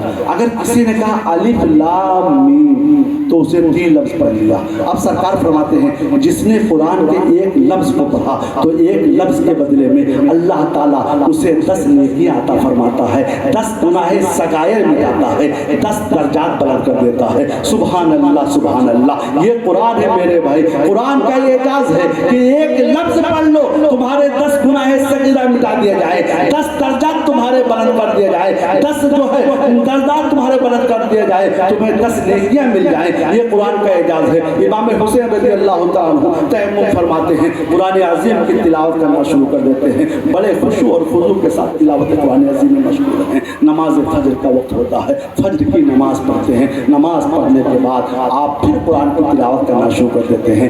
ادھر یزیدیوں میں عاشورہ کے دن 10 محرم کو جمعہ کے دن قبل جنگ بچ جاتا ہے، جنگ کرنے کے لیے یزیدی تیار ہیں۔ فوج کو امام حسین رضی اللہ تعالیٰ نے جب یزیدی فوج کو دیکھا کہ تیاری کی حالت میں ہے تو آپ حضرت علی شیر خدا کے شہزادے تھے، آپ نے بھی اپنے لشکر کو ترتیب دیا ہے، میمنہ بھی بنایا ہے، میسرہ بھی بنایا ہے، قلب لشکر بھی بنایا ہے، مقدمۃ الجیش بھی بنایا ہے۔ امام حسین رضی اللہ تعالیٰ عنہ اپنے لشکر کو، وہ 72 نفوس قدسیہ ہیں، ان کو ترتیب دے رہے ہیں، کچھ کو داہنے طرف کر رہے ہیں۔ جو داہنے طرف فوجی ہوتے ہیں اسے میمنہ کہا جاتا ہے، جو بائیں طرف فوجی ہوتے ہیں اسے میسرہ کہا جاتا ہے، جو آگے ہوتے ہیں اسے مقدمۃ الجیش کہا جاتا ہے، جو سامنے بیچ میں ہوتے ہیں اسے جو ہے اسے قلب لشکر کہا جاتا ہے۔ امام حسین رضی اللہ تعالیٰ اپنے لشکر کو ترتیب دیتے ہیں، خیمے کے ارد گرد گڈھے کھدواتے ہیں اور ان گڈھوں میں لکڑیاں ڈلوا دیتے ہیں تاکہ جب ہم جنگ و جدال میں مشغول ہو جائیں، ہم قتل و قتال میں مشغول ہو جائیں تو یزیدی خیمہ نہ لوٹ سکیں۔ آگ لگا دی جائے، خیمے کے پیچھے آگ لگا دی جائے تاکہ پیچھے سے وہ لوگ وار نہ کر سکیں۔ ارے بھائی، شیر خدا کے شیر تھے، جنگ سے خوب واقف تھے، کس طریقے سے جنگ لڑی جاتی ہے، کیسے حملہ کیا جاتا ہے، کیسے چھوڑا جاتا ہے، سب تو امام حسین سیکھے سکھائے تھے، سب جانتے تھے۔ ترتیب دے دیا ہے لشکر کو، پھر آپ کے دل میں خیال آتا ہے یار یہ یزیدی ہیں، ہو سکتا ہے قیامت کے دن ان میں سے بعض کہہ سکتے ہیں کہ ہم امام حسین کے مرتبے کو نہ جانتے تھے، امام حسین کو ہم نہ پہچانتے تھے، امام حسین کا رتبہ کیا تھا ہمیں نہیں معلوم تھا، لاؤ ان کو آخری تقریر سنا دی جائے، انہیں آخری خطبہ دے دیا جائے، ان کو بتا دیا جائے۔ امام حسین اپنے گھوڑے کو آگے بڑھاتے ہیں، لشکر یزید کے سامنے پہنچتے ہیں اور پہنچنے کے بعد حمد و صلات کے بعد کہتے ہیں اے یزیدیو سن لو، غور کر کے سن لو، میں آیا نہیں ہوں بلکہ بلایا گیا ہوں، تم لوگوں نے مجھے بلایا ہے، خطوط لکھ لکھ کر کے مجھے بلایا ہے، فلاں فلاں نے مجھے بلایا ہے، نام بنام امام حسین بتا رہے ہیں، ٹھیک ہے چلو آیا ہوں، آپ بتائیے آپ لوگ ہم سے کیوں جنگ کرنا چاہتے ہیں؟ کیا میں نے کسی کے حق کو غصب کر لیا ہے کہ میں نے کسی کو ناجائز قتل کر دیا ہے؟ کیا میں نے کسی کی یہاں ڈاکہ زنی کی ہے؟ آخر میرا جرم کیا ہے؟ تم لوگ مجھ سے کیوں جنگ کرنا چاہتے ہو؟ کیوں تم لوگ مجھ سے جہاد کرنے پر آمادہ ہو؟ سنو میں تمہیں بتا رہا ہوں، اس میں بہت سے لوگ موجود ہوں گے، اگر نہ موجود ہو تو اپنے بزرگوں سے پوچھ لو، میں ہی وہ حسین ہوں جس کو نانا جان سونگھا کرتے تھے، میں ہی وہ حسین ہوں، میرا وہ مرتبہ ہے کہ جس کو حضور صلی اللہ علیہ وسلم اپنے پشت انور پر سوار کیا کرتے تھے، میں ہی وہ حسین ہوں جس کے رونے پر سرکار بے چین ہو جایا کرتے تھے، میں ہی وہ حسین ہوں جس کا مرتبہ یہ ہے کہ رسول خدا نے فرمایا ہے حسن اور حسین جنتی جوانوں کے سردار ہیں۔ کیا تمہیں معلوم نہیں ہے؟ اگر چلو تمہیں نہیں معلوم ہے تو اتنا تو جانتے ہو نا کہ میں فاطمہ کا بیٹا ہوں۔ کون فاطمہ؟ جو شہزادے مصطفیٰ ہے۔ کون فاطمہ؟ جس کے بارے میں رسول خدا صلی اللہ علیہ وسلم فرماتے ہیں کل بروز قیامت منادی ندا کرے گا، اہل محشر کو کہے گا اے محشریو اپنی نگاہیں نیچی کر لو، پل صراط سے فاطمہ کی سواری گزرنے والی ہے، میں اسی فاطمہ کا شہزادہ ہوں، میں اسی فاطمہ کا بیٹا ہوں جس کے بارے میں سرکار نے فرمایا ہے میری بیٹی فاطمہ انسانی حور ہے، میں وہی فاطمہ کا شہزادہ ہوں جس کے بارے میں سرکار نے فرمایا ہے میری بیٹی فاطمہ جنت کی عورتوں کی سردارہ ہے، میں اسی فاطمہ کا بیٹا ہوں جس کے صبر و شکر کا یہ عالم ہے کہ جس کی کوئی مثال نہیں ملتی ہے۔ سنو میں تمہارے سامنے اتمام حجت کے لیے آخری خطبہ دے رہا ہوں، میرے مرتبے کو پہچانو، یزید فاسق ہے، یزید فاجر ہے، یزید زانی ہے، یزید جو ہے شرابی ہے، اور ایک شرابی کے ہاتھ میں ہاتھ میں کیسے دے دوں؟ ایک شرابی کو اپنا ووٹ میں کیسے دے دوں؟ ایک شرابی کی بیعت میں کیسے کر لوں؟ اگر میں شرابی کی بیعت کرتا ہوں تو شریعت مصطفیٰ کا چہرہ اتر جائے گا، اسلام جو ہے، اسلام کے قوانین تبدیل کر دیے جائیں گے، شراب پینا جائز قرار دے دیا جائے گا کہ امام حسین نے یزید کی بیعت کی ہے۔ میں بیعت سے اس لیے انکار کرتا ہوں، امام حسین جب خطبہ دے رہے ہیں تو عمر بن سعد کہتا ہے اے حسین اب تمہیں خطبہ دینے سے کوئی فائدہ نہیں ہے، تمہارے سامنے دو باتیں ہیں، یا تو جنگ و جدال کرو یا یزید پلید کی بیعت کر لو۔ امام حسین فرماتے نہیں، بیعت تو میں نہیں کر سکتا ہوں، ہاں جنگ و جدال کی بات جو ہے وہ صحیح ہے، اگر تم ہمیں قتل کرنا چاہتے ہو تو کر سکتے ہو، اگر تم ہم پر حملہ کرنا چاہتے ہو تو کر سکتے ہو، مگر میرے مرتبے کو جان لو۔ کل نانا حضور سے یہ نہ کہنا کہ حسین کے مرتبے کو ہم نے نہیں جانا تھا۔ پوری دنیا میں اگر رسول کا کوئی نواسا ہے تو وہ حسین ابن علی ہے، حسین ابن علی ہے، یہ جان لو۔ میرے سوا رسول اللہ کا کوئی نواسا دنیا میں موجود نہیں ہے، وہ میں ہی ہوں، میرے مرتبے کو جانو۔ حضرات ابن سعد اس طریقے ابن سعد کہتا ہے حسین تم جنگ کی تیاری کرو، اب تقریر کرنے کی کوئی ضرورت نہیں ہے۔ شمر الجوشن کہتا ہے حسین کیا کہہ رہے ہو تم، کتنا جھوٹ بول رہے ہو، معاذ اللہ، صدبار معاذ اللہ۔ شمر الجوشن نے امام حسین کو کیا کہا تھا، کتنا جھوٹ بول رہے ہو۔ یہ کون ہے شمر الجوشن جانتے ہو؟ شمر الجوشن کا باپ اور حضرت عباس علمدار کی ماں ام البنین یہ سگے بھائی بہن ہیں، سگے بھائی بہن ہیں۔ شمر الجوشن حضرت عباس کے ماموں کا لڑکا ہے اور حضرت عباس شمر الجوشن کے پھوپھا۔ یہ تاریخ ہے، امان لے کر کے بھی آیا۔ شمر الجوشن ابن زیاد سے حضرت عباس علمدار، حضرت ام البنین اور حضرت عباس علمدار کے 4 بھائیوں کے لیے امان لے کر کے آیا تھا کہ حسین کا ساتھ چھوڑ دے تمہیں امان دے دی جائے گی، مگر کیسے ساتھ چھوڑ دیتے امام حسین؟ ام البنین نے عباس علمدار سے کہا تھا، جب عباس علمدار کا بچپنا تھا تو عباس سے کہا تھا ام البنین ان کی ماں نے کہ یہ حسین ہیں، ان کو تم جانتے ہو؟ کہا ہاں میں جانتا ہوں۔ کہا کون ہیں؟ کہا میرے بڑے بھائی ہیں۔ کہا خبردار ہرگز ہرگز بڑے بھائی نہ کہنا۔ کہا پھر؟ کہا انہیں آقا کہنا، انہیں آقا کہنا۔ کہا کیوں بڑے بھائی کو بڑا بھائی نہیں کہا جائے گا؟ کہا اے عباس سنو، ان کی ماں حضرت فاطمہ خاتون جنت ہیں، وہ ہمارے آقا ہیں، وہ تمہارے آقا ہیں۔ اسی دن سے عباس علمدار نے کبھی امام حسین کو بھائی جان کہہ کے مخاطب نہیں فرمایا ہے۔ ہمیشہ جب عباس علمدار کو امام حسین پکارتے تھے تو عباس کہتے تھے حضور حاضر ہوں آقا، حاضر ہوں آقا، حاضر ہوں آقا، یہی جواب دیا کرتے تھے۔ آج وہ عباس علمدار امام حسین کے ساتھیوں میں بنے ہوئے ہیں، اور کیوں نہ بنے ہوں۔ شمر الجوشن نے جب یہ کہا تھا کہ عباس تیرے لیے پروانہ ہے، تیرے لیے آزادی ہے، تیرے لیے امن ہے، تیری ماں کے لیے امن ہے، تیرے بھائیوں کے لیے امن ہے، بس حسین ابن علی کا ساتھ چھوڑ دے۔ حضرت عباس علمدار نے کہا تھا او اپنے پروانے کو اپنے پاس رکھ، اپنے امن کو اپنے پاس رکھ، ہم رسول اللہ کے امن میں ہیں، ہم حضرت امام حسین رضی اللہ تعالیٰ عنہ کے ساتھ میں ہیں، سن ہم تیرے ساتھ آ کر کے جنت کو چھوڑ کر کے جہنم میں نہیں داخل ہونا چاہتے ہیں۔ اس طریقے سے آپ نے اس کے امن کو ٹھکرا دیا ہے۔ اب امام حسین رضی اللہ تعالیٰ عنہ خطبہ دے رہے ہیں، خطبہ جب دیا شمر الجوشن نے کہا اے حسین اب تم جھوٹ نہ بولو۔ امام حسین فرماتے ہیں تو خوب جانتا ہے کہ میں جھوٹا ہوں یا سچا ہوں، تو خوب جانتا ہے، اور اس میں سے بہت سے لوگ میرے بارے میں جانتے ہیں، یہ کہتے ہیں آپ چل دیتے ہیں۔ اسی فوج میں یزیدی فوج میں حر بن یزید ریاحی موجود ہیں۔ یہ کون حر بن یزید ریاحی ہیں؟ جنہوں نے سب سے پہلے امام حسین سے ملاقات کی ہے، جنہوں نے امام حسین کو گھیر گھار کر کے کربلا کے میدان میں پہنچا ہے۔ حر بن یزید ریاحی وہ ابن سعد کے پاس پہنچتے ہیں، اور پہنچنے کے بعد فرماتے ہیں اے ابن سعد صحیح میں تو حقیقت میں تو امام حسین پر حملہ کرے گا؟ ہاں ان پر حقیقت میں حملہ کروں گا، جب وہ یزید کے بیعت کرنے سے انکار کرتے ہیں تو ان پر حملہ کروں گا۔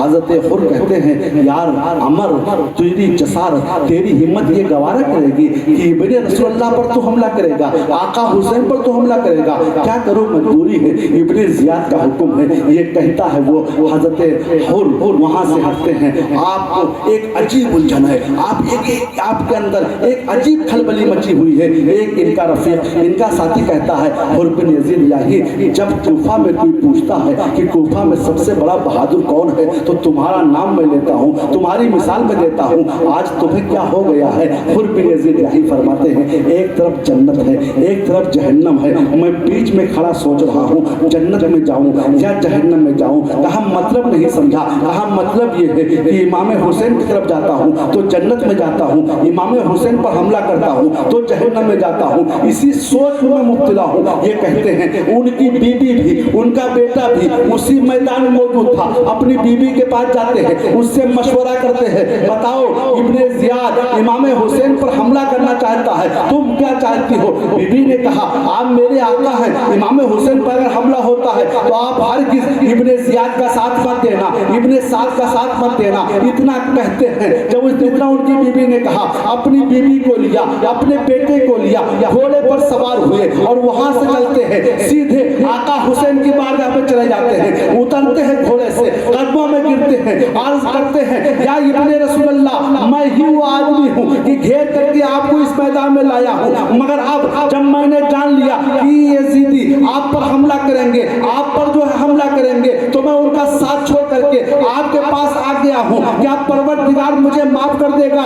इमाम हुसैन हजरत हुर को देखते हैं, फरमाते हैं तेरा नाम क्या है? उसने कहा हुर है मेरा नाम। हुर के माने आजाद के होते हैं। इमाम हुसैन फरमाते हैं जा हुर तू दुनिया में भी आजाद है और जहन्नम से भी तो आजाद हो गया है, जा तुझे आजादी मिल गई है। अल्लाह अकबर कबीरा। ये नारा हुर का था कि जो अनोखी शान से निकला कि देखो यूं निकलते हैं जहन्नम से खुदा वाले, कि देखो यूं निकलते हैं जहन्नम से खुदा वाले। वही हुर बिन यजीद रियाही हैं जो यजीदी लश्कर में थे, अब वो हुसैनी लश्कर में आ गए हैं। हजरात ये तो नसीबे की बात है, ये तो किस्मत की बात है। जिसकी तकदीर में परवरदिगार आलम ने जन्नत लिख दिया है उसे तो जन्नत में जाना ही जाना है। इमाम हुसैन के साथ से आ गए हैं। इधर यजीदी लश्कर तैयारी की हालत में है, इधर इमाम हुसैन रज़ी अल्लाह तआला अन्हु अपने लश्कर के साथ हैं। खेमे हुसैनी के पीछे जो खंदक खोदी गई है, खंदक में लकड़ियाँ भर दी गई हैं, आग लगा दी गई है। हजरात जब आग रोशन होती है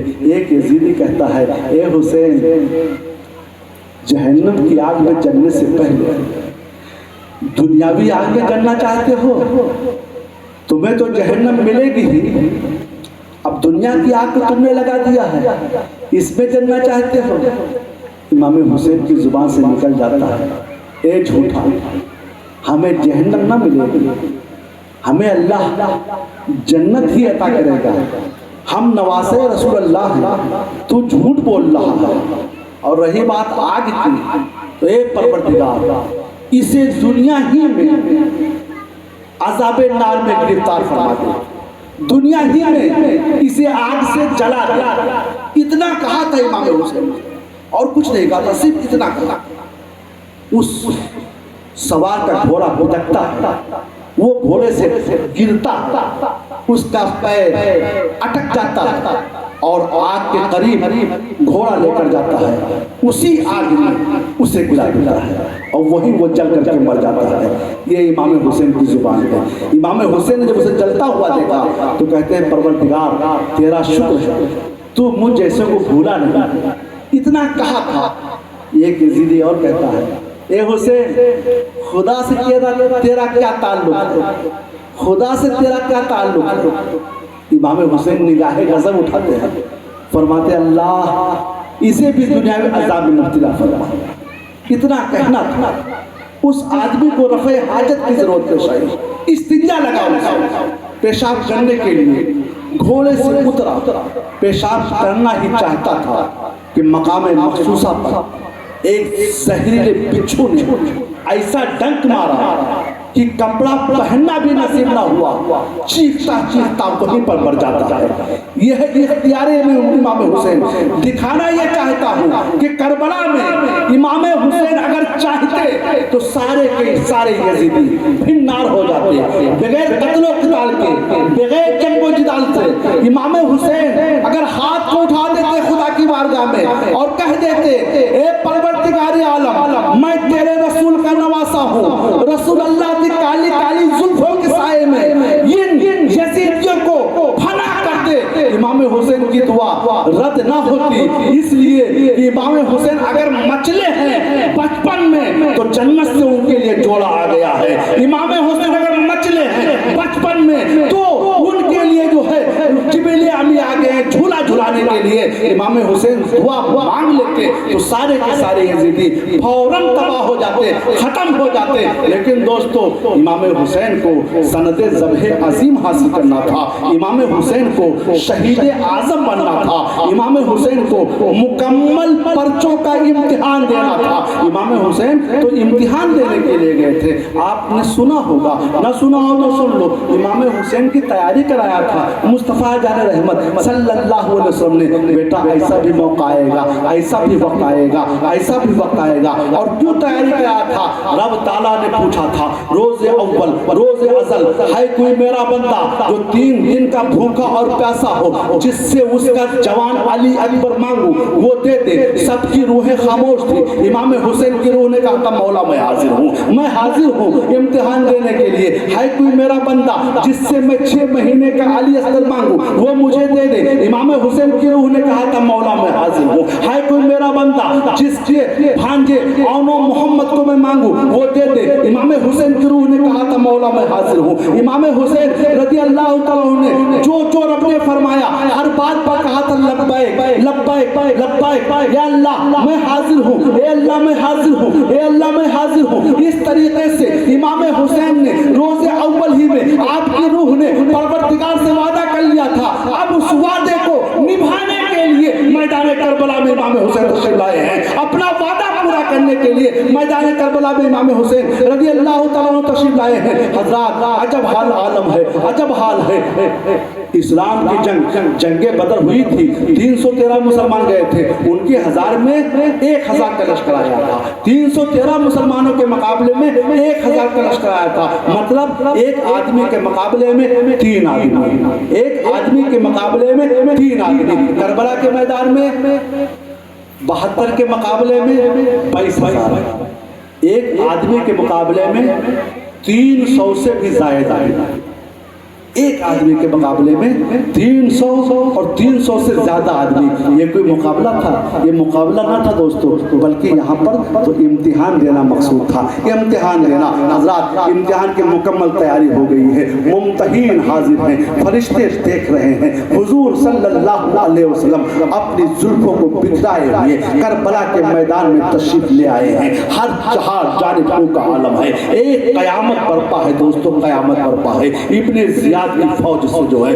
عمر بن سعد کی فوج سے پہلا تیر خیمہ حسینی کی طرف، امام حسین کی طرف چلتا ہے اور عمر بن سعد اعلان کرتا ہے اے لوگو گواہ رہیے گا، ابن زیاد سے کہیے گا خیمہ حسینی کی طرف امام حسین پر پہلا تیر میں نے ہی چلایا ہے۔ شمر کے جوشن دیکھ رہا ہے، وہ مسکرا دیتا ہے، ہاں ہاں میں گواہی دوں گا تیرے تیر کے بارے میں۔ حضرات اب باقاعدہ اعلان جنگ ہوتا ہے، امام حسین رضی اللہ تعالیٰ عنہ کے جانثار جاتے ہیں، اپنی بہادری کے پرچم ڈالتے ہیں، جس طرف جاتے ہیں کشتوں کے پشتے لگا دیتے ہیں۔ امام حسین رضی اللہ تعالیٰ عنہ ابھی نہیں گئے ہیں، آپ کے رفقا جا رہے ہیں، آپ کے ساتھی جا رہے ہیں، آپ کے یاروں مددگار، آپ کے جو ہے اون و انصار جا رہے ہیں، آپ کے مدد کرنے والے، آپ پر جانثار ہونے والے جا رہے ہیں۔ ظہیر بن بجلی اللہ اکبر کبیرہ، یہ بھی میدان کارزار میں جاتے ہیں۔ یہ ظہیر بن بجلی، ان کے بارے میں جانتے ہو، ان کے دل میں حضرت علی کی طرف سے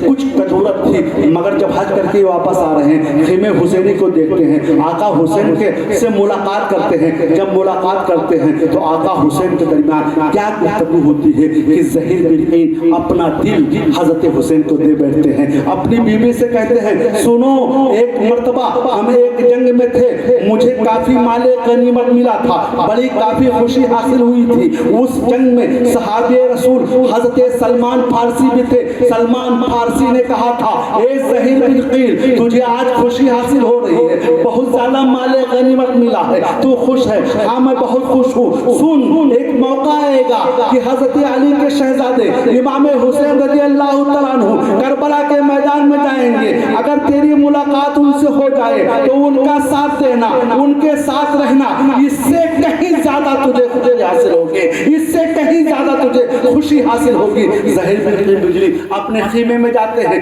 اپنی بیوی سے کہتے ہیں سنو میں امام حسین کے پاس جا رہا ہوں اور تمہیں اختیار دیتا ہوں کہ جب میں شہید ہو جاؤں تو تم دوسری شادی کر سکتی ہو، لہٰذا میں تمہیں ابھی طلاق دے رہا ہوں۔ ان کی بیوی بڑی وفادار تھی، انہوں نے کہا سنو تم آقا حسین پر شہید ہونے होने के लिए जा रहे हो, तिलाक क्यों दे रहे हो? मैं आपकी बेवा रह करके अपनी जिंदगी गुजार लूंगी, आपको मना नहीं करती हूँ, आप जाइए आका हुसैन पर फिदा होने के लिए। अल्लाह अकबर कबीरा। इमाम हुसैन के साथियों में हजरत अब्दुल्ला तहिया कल्बी भी हैं। ये नौजवान हैं, इनकी नई नई शादी हुई है, इनकी बीवी साथ में है। मैदान कारजार में तहिया कल्बी भी आते हैं, इमाम हुसैन से इजाजत लेकर के मैदान कारजार में जाते हैं। और जब मैदान कारजार में जाते हैं तो अपना जो है इस्लामी जौहर, अपनी बहादुरी दिखाते हैं, जख्मों से चूर होते हैं। इनकी बीवी जो है खीमे की ओर से देख रही थी, बर्दाश्त ना हो सका, शौहर की मोहब्बत में वो भी चल देती है,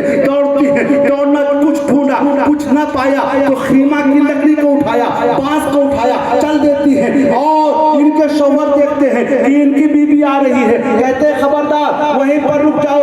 अब्दुल्ला तहिया कल्बी कहते हैं वहीं पर रुक जाओ, औरतों पर जिहाद फर्ज नहीं है, औरतों को पर्दे में रहने का हुक्म है, वहीं पर रुक जाओ। इनकी बीबी जो है इनका दिल नहीं मानता है, बेकरार है, शौहर के इश्क में ये भी चल रही है। जब आप दुनिया से जा रहे हैं तो आपके बाद मेरी जिंदगी का क्या मकसद है? मैं जिंदा नहीं रहना चाहती हूँ, आप पर फिदा होना चाहती हूँ। इमाम हुसैन देखते हैं, आवाज देते हैं। आका हुसैन की बात थी, उनकी बात को कौन टाल सकता है? वो वापस आ जाते हैं। हजरत अब्दुल्ला तहिया कल्बी जामे शहादत नौश कर जाते हैं, हजरत ज़हीर बिन बिजली जामे शहादत नौश कर जाते हैं। एक के बाद दीगरे औनो अंसार आप पर कुर्बानी दे रहे हैं, आप पर फिदा हो रहे हैं। लेकिन दोस्तों ऐसे नहीं है कि जाते हैं बस यजीदियों के सामने खड़े हो जाते हैं, आप बैल मुझे मार, ऐसा नहीं है। बल्कि एक एक सिपाही इमाम हुसैन का जब जाता है तो यजीदियों के 20-25 को फिर नार करता है, फिर जाकर के वासिले जन्नत होता है। अल्लाह अकबर कबीरा।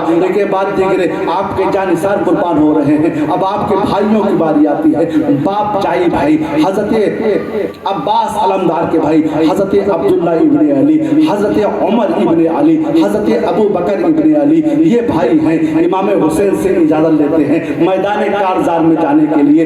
इजाज़त लेकर मैदान कारजार में जाते हैं, अपना शेर खुदा के जलाल को दिखाते हैं। जिस तरफ जाते हैं कश्तों की पुश्तें लगा देते हैं, जिस तरफ जाते हैं लश्कर आदा को मिटाते हुए जाते हैं। हजरात एक एक शेर कई कई भेड़ियों को कत्ल करता है, आखिर वो भी जामे शहादत नौश कर जाते हैं। इस तरीके से दोस्तों हजरत इमाम हसन रज़ी अल्लाह तआला अन्हु के शहजादे ये भी मैदान कारजार में जाते हैं, जामे शहादत नौश कर जाते हैं। हजरत कासिम के 3 भाई और थे, कासिम को लेकर के 4 शहजादे थे जो इमाम हसन के थे। इमाम हुसैन रज़ी अल्लाह तआला अन्हु के भतीजे ये चारों मैदान कारजार में हैं, जिसमें से एक का नाम अबू बकर इब्ने हसन है, एक का नाम उमर इब्ने हसन है, एक का नाम उस्मान इब्ने हसन है, एक का नाम कासिम इब्ने हसन है और एक का नाम मोहसिन इब्ने हसन मुसन्ना है, जो हयात में रहते हैं। और हसने जो आज हसनी सैयद हैं वो हसन मुसन्ना के शहजादों में से हैं, और जो हुसैनी सैयद हैं वो हजरत इमाम ज़ैनुल आबिदीन के खानदान में से हैं। बहर कर दोस्तों ये 2 शहजादे सलामत रहते हैं, जहन को हाजिर रखिएगा। हजरत कासिम के जवान भाई मैदान कारजार में जाते हैं, जौहर अपना दिखाते हैं, जामे शहादत नौश कर जाते हैं। एक एक बात दीगरे आपके तमाम रुफ़क़ा, आपके तमाम औनो अंसार जामे शहादत नौश कर रहे हैं। यजीदियों ने सोचा था बस आधा घंटा 1 घंटा की बात है, इन सबका काम तमाम कर देंगे, मगर सुबह से दोपहर हो जाती है। इमाम हुसैन की फिदायान इमाम हुसैन पर फिदा हो रहे हैं, एक एक बात दीगरे अपनी कुर्बानी दे रहे हैं। और इमाम हुसैन हर एक के लाशे को उठा करके खीमे हुसैनी पर ला रहे हैं। सिर्फ इमाम हुसैन की जुबान पर 2 ही लफ्ज आते हैं, एक लफ्ज आता है इन्ना लिल्लाहि व इन्ना इलैहि राजिऊन, एक लफ्ज आता है ए अल्लाह इस कुर्बानी को भी कबूल फरमा, हुसैन इब्ने अली को सब्र नसीब फरमा। सुभान अल्लाह सुभान अल्लाह, हुसैन इब्ने अली को सब्र नसीब फरमा, इस कुर्बानी को भी कबूल फरमा। इन्ना लिल्लाहि व राजिऊन, बस यही जुमले आ रहे हैं इमाम हुसैन रज़ी अल्लाह तआला अन्हु की ज़बान पर। एक एक बात दीगरे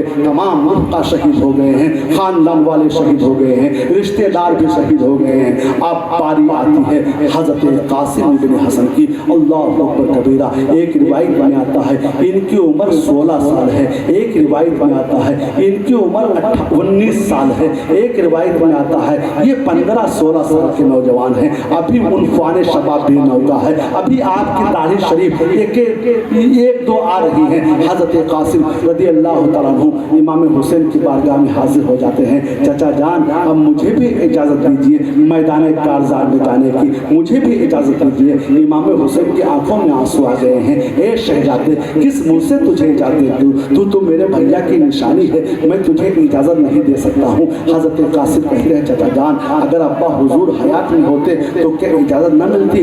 امام حسین خاموش ہیں۔ حضرت قاسم کہتے ہیں چچا جان بولو نا، مجھے اس شہادت سے کیوں محروم کر رہے ہو، مجھے بھی جانے کی اجازت دے دو۔ یہ کہتے ہیں امام حسین خاموش ہیں، یہ چلے جاتے ہیں خیمے کے اندر اپنی ماں کو پکڑتے ہیں، یعنی حضرت قاسم ابن حسن اپنی ماں کو پکڑتے ہیں جن کا نام فربا ہے۔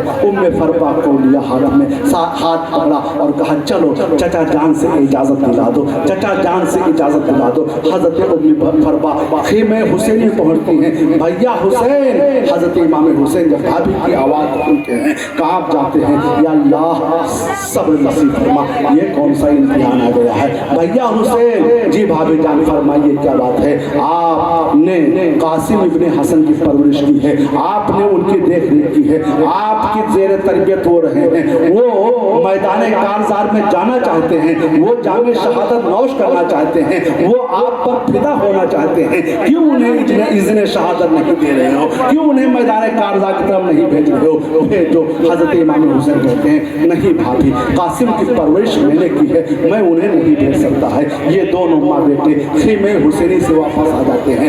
حضرت فربا کو ان کے شوہر امام حسن یاد آ جاتے ہیں، آج حسن ہوتے تو پھر ایسا نہ ہوتا، امام حسین قاسم کو جو ہے اجازت دے دیتے۔ یہ سوچتی ہے فربا، پھر کہتی ہیں قاسم ذرا میرے قریب آؤ، قاسم ذرا میرے قریب آؤ، قاسم ذرا میرے قریب آؤ، مجھے کچھ یاد آ رہا ہے، تمہارا بچپنا تھا، تمہارے باپ نے ایک تعویذ تمہارے گلے میں پہنائی تھی اور مجھ سے کہا تھا جب کبھی کوئی بڑی مصیبت آئے اس تعویذ کو پڑھ لینا اور اس تعویذ پر عمل کرنا، ادھر آؤ۔ حضرت قاسم کے گلے میں ایک بڑی سی تعویذ پڑی ہے، اسے کھولا جاتا ہے، تعویذ کو چومتی ہے فربا، تعویذ کو کھولتی ہیں اور کھولنے کے بعد پڑھتی ہیں، آنکھوں میں آنسو آ جاتے ہیں۔ حضرت قاسم سے فرماتی ہیں شہزادے اٹھو، اب امام حسین تمہیں اجازت دیں گے۔ کیسے اجازت دے دیں گے؟ کہا یہ تعویذ نہیں ہے بلکہ تمہارے باپ کا خط ہے امام حسین کے نام، یہ حسن کا خط ہے امام حسین کا نام۔ کہا کیا لکھا ہے؟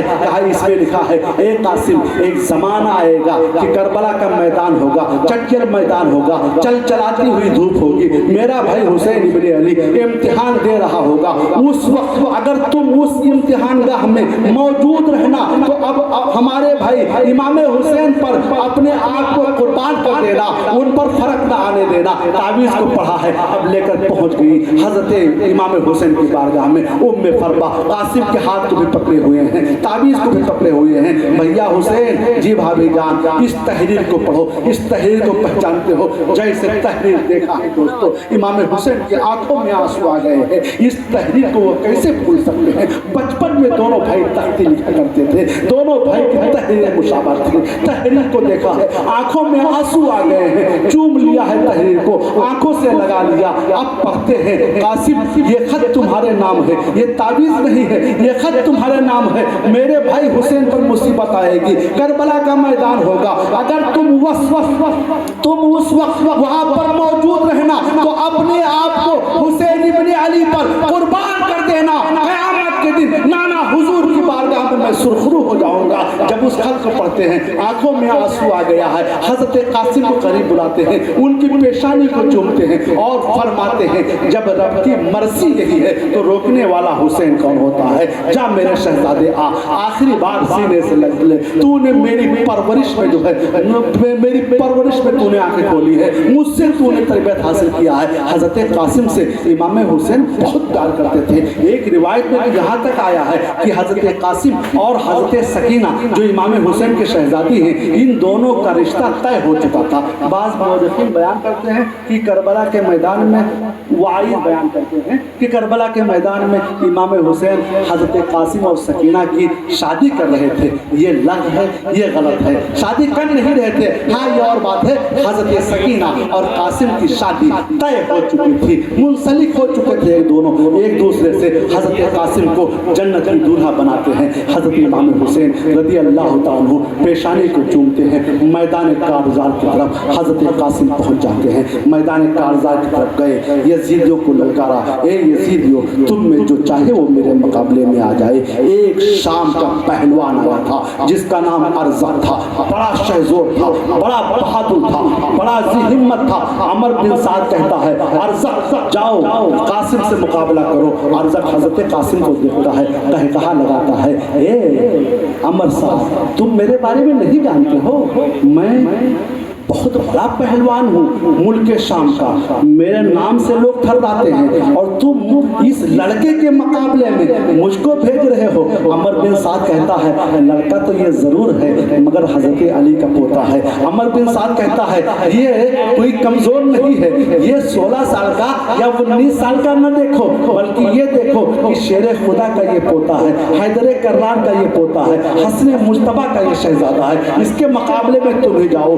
ارزق کہتا ہے میں تو نہ جاؤں گا، ہاں ملک شام سے جو لشکر آیا ہے اس لشکر میں میرے 4 شہزادے ہیں، میرے 4 بیٹے ہیں، ان بیٹوں میں سب سے چھوٹا بیٹا ہے، اس کو اس کے مقابلے بھیجتا ہوں، ابھی اسے ختم کر دے گا۔ اس نے اپنے چھوٹے سے بیٹے کو بلایا، نام کا تو وہ چھوٹا تھا، دیکھنے میں وہ ہاتھی کے طریقے سے مست تھا، بڑا شہزور تھا، وہ گھوڑے پر سوار ہوتا ہے، حضرت قاسم ابن حسن کے مقابلے میں جاتا ہے۔ حضرت امام قاسم سے کہتا ہے تو مجھے جانتا ہے میں ارزق پہلوان کا بیٹا ہوں، میرا باپ وہ ہے کہ ملک شام میں اس کی پہلوانی کے چرچے ہو رہے ہیں، کوئی اس سے ہاتھ ملانا نہیں ہے، بہت داؤ پیش کا جاننے والا میرا باپ ہے، میں اس کا بیٹا ہوں، تو کون ہے؟ حضرت قاسم مسکراتے ہیں، فرماتے ہیں تم ارزق کے بیٹے ہو جسے پورے ملک شام میں لوگ جانتے ہیں، اور میں حضرت علی کا پوتا ہوں جس کو پوری دنیا میں لوگ جانتے ہیں۔ تم ارزق کے بیٹے ہو جسے صرف ملک شام میں جانتے ہیں، میں حسن کا بیٹا ہوں جسے پوری دنیا کے مسلمان پہچانتے ہیں۔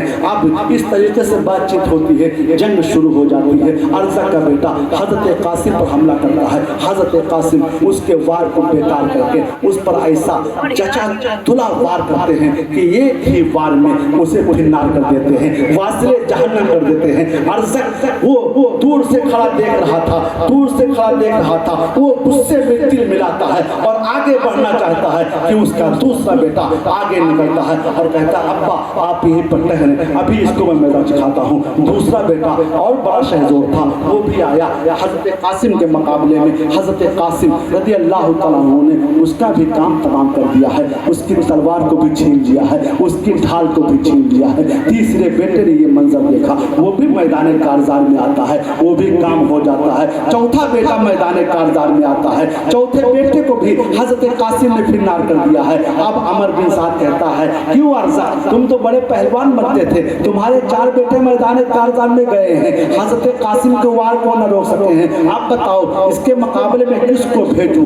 ارزق مست ہاتھی کی طریقے سے جھومتا ہوا چلتا ہے اور وہیں سے گالی گلوچ بکتا ہوا چلتا ہے، اے لڑکے تو نے میرے 4 بیٹوں کو ختم کیا ہے، تو مجھے نہیں جانتا ہے، میں ارزق ہوں، بہت بڑا پہلوان ہوں، بڑے سے بڑے پہلوان میرے آگے بھاگتے ہوئے نظر آتے ہیں، تو جو ہے تو نے میرے بیٹے کو مارا ہے، ابھی میں تجھے ختم کرتا ہوں۔ یہ کہتا ہوا حضرت قاسم کے مقابل میں ہوتا ہے اور حضرت قاسم سے کہتا ہے یہ تلوار تیرے ہاتھ میں جو ہے یہ کس کی ہے؟ یہ تو میرے بیٹے کی ہے۔ ہاں حضرت قاسم نے کہا ہاں یہ تیرے بیٹے کی ہے، وہ مجھے دے گیا ہے کہ میرے باپ کو اسی سے ذبح کرنا۔ ارزق کو غصہ آتا ہے، کہا اچھا اور تو مجھے جانتا نہیں ہے، میں اتنا بڑا پہلوان ہوں؟ کہا جانتا ہوں کتنے بڑے پہلوان ہو، اگر بڑے پہلوان ہوتے تو گھوڑے کی زین اس طریقے سے کھلی نہ چھوڑتے۔